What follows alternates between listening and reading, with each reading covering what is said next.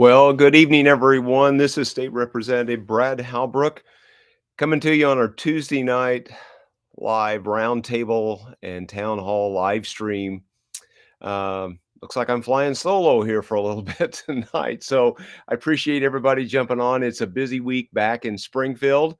And so, hey, let us know where you're viewing from tonight, where you're tuning in from. Like to see where everybody's coming in. I see Tom's writing in. Let us know that you're out there and kind of where you're seeing this from. And again, guys, we appreciate you joining in. Again, tonight is a busy night in Springfield. We started at a session was supposed to start at noon, got started about 12:30. Committee action picked up shortly thereafter. And I just got a text from Chris, and he's still in committee. We got a lot of members still in committee tonight. I was out about 5:10, I guess, was my committee, the last one adjourned for the day. And so, anyhow, I know you're probably looking for your favorite state rep, and they're not here. They're in Springfield tonight doing committee work. So, guys, again, I just appreciate you tuning in to what we call truth, logic, and common sense as we will continually be in hot pursuit of truth, logic, and common sense. So, again, like always, we appreciate that you tune in, that you like, you share, you follow, and you subscribe to our content and let everyone else out there know what's going on. So we build this tonight as the tale of two governors. If you remember, Governor DeSantis from Florida was in Illinois. I think it was the middle of February, just a few weeks ago.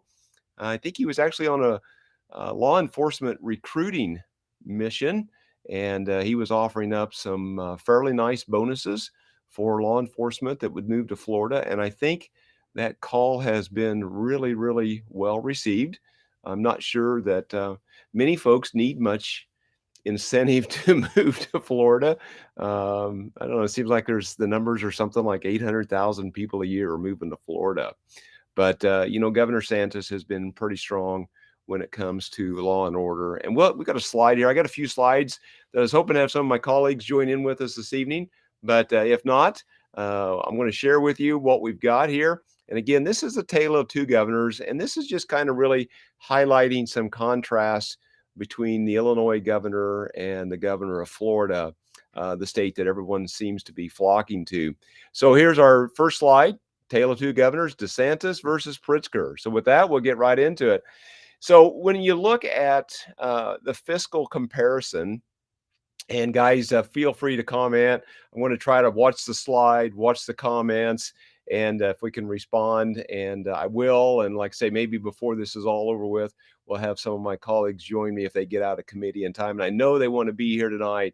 It's just this committee stuff is happening. And just as we get into that, this week is committee deadline week. So to get House bills out of committee and to the floor for a full vote, they got to be out by Friday. And so that's why there's hundreds, if not thousands, of bills that have been signed to committee, and they're trying to work those through. And committees just run long, they run late, just lots of delays, and that's just the way Springfield is. So anyhow, back at the ranch, the fiscal comparison between Florida and Illinois is pretty stark here. DeSantis, the state of Florida, ranks 20th. Pritzker in Illinois is 44th.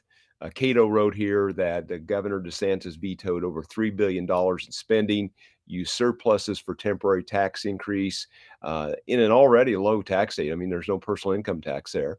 And we kind of got hit because he didn't make the tax cuts more permanent like some other states did.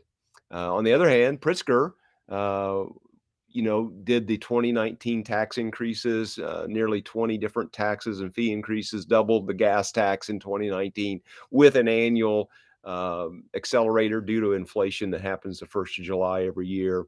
And, just the massive out-migration that goes on. And Cato goes on to say here, Pritzker seems oblivious that Illinois faces a crisis as workers, entrepreneurs, and retirees decamp to warmer, lower tax states. IRS data show that Illinois has the worst ratio in to out migration of any other state except New York. So that's quite a stunning statement there. So as we move on to the next slide, It talks about crime, and as I mentioned moments ago, Governor DeSantis was on a multi-state tour there the middle of February. Came to Illinois, talked to law enforcement officers, offering an incentive to come to Florida. But this statistic here is really, really telling. Crime in Florida, a 50-year low. Murder rate in Florida down 14%, robbery down 17%, and motor vehicle theft down 6.4%. And of course, in Chicago and Illinois, especially Chicago, the numbers are just nearly the opposite of that. Crime went up 41% between 2021 and 2022. And of course, Chicago's homicide rate is much, much higher even than New York and LA of the last 11 years, as reported by WirePoints. Interesting website you might want to check out called heyjackass.com. Talks about the different things that are going on in Chicago with crime and the murder rate, and gives kind of a stunning narrative on what's really, really happening up there. Next slide.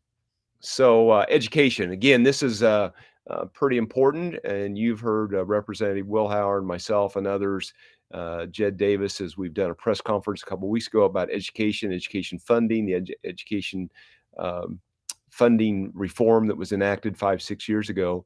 But when it comes to the academic achievement, Florida is getting way more bang for their buck than Illinois. As you can see here, Illinois spends 75% more on public education than Florida does. And the test scores are dramatically different on the NAEP score. And again, you can go to the website. You guys don't believe us, just go to the website, just look up the National Assessment of Educational Progress, and you can see the scores there. And then when it comes to educational choice, and I'm a firm believer, as many other are, that competition is good for everyone, and giving people a choice is really, really important, no matter what the matter is. Florida ranks first when it comes to educational choice, and I'm kind of surprised here. Illinois is 17th. So that's kind of an interesting slide. Next slide we'll get to kind of some quick hits. It says Florida is the top in migration. I mean, billions, literally billions of adjusted gross income has flowed into that state the last 2 dozen+ years. And like I say, I think the last numbers I saw was roughly 800,000 people a year are flocking to Florida. Illinois has been an out-migration state for the last 9 years. You've probably seen all the graphics about U-Haul and some other carriers, and how the cost to rent a U-Haul from Chicago to Dallas is dramatically higher than renting a U-Haul from Dallas back to Illinois. I think maybe we've seen numbers 4 to 5 times the rate to get some of those units from Illinois into Texas and many other states. It's really, really dramatic. The other part too is college education, the cost of attending an Illinois university. There at the very bottom of that graphic, it talks about combined 2 and 4 year schools, over $26,000 to educate our students in the state of Illinois, compared to just under $11,000, both the 2 and 4 year universities in Florida. So again, a very, very, very stunning statistic when it comes to these kind of numbers. Next slide here talks about classroom instruction. The Governor DeSantis signed a bill banning this type of instruction by school personnel or third parties on sexual orientation or gender identity. May not occur in kindergarten through grade 3, or in a matter that is not age appropriate or developmentally appropriate for students in accordance with state standards. Pritzker, on the other hand, signed a bill allowing for, in some cases, and mandating gender discussions beginning in their kindergarten and beyond. So a dramatic, vast difference between these two states when it comes to things like that. And again, the freedom ranking by Cato, Florida is second and Illinois is 37th. So maybe that's why Florida is a freer state. People are flocking there in droves, along with many other low or no tax states. Alabama, Georgia, some of the Carolinas, Tennessee, Texas, Arizona. they're the recipient of the bad policy coming out of Illinois. So, guys, with that, I just wanted to give you kind of a quick comparison. Those are just a few things, and again, you can find us here all over the web, IllinoisFreedomCaucus.org, and on the Facebook site. And if you feel led to contribute to us, you can do that to help us keep this torch of freedom and liberty burning all across this great state as we continue to expand our message and continue to meet with people all over. Guys, we'd love to come into your area to do a live town hall, an in-person town hall sometime later this spring or this summer or even into the fall. So if you'd like to do that, you can reach out to us at IllinoisFreedomCaucus.org, drop us an email and let us know about that. And we would love to come and do that for you. So, guys, with that, just a real quick hit here this evening, just a few minutes. Again, I was hoping that maybe some of my colleagues would get out of committee in time to be on with us, but it doesn't look like that's going to happen. So, again, please like and share and follow and subscribe to our content, whatever page that you're finding this on. And let us know how we're doing and how we can be of service to you. We'll have more coming out as things move along this spring. But again, that's what we have for tonight. With that, I'm going to sign off, say good evening, and talk to you real soon.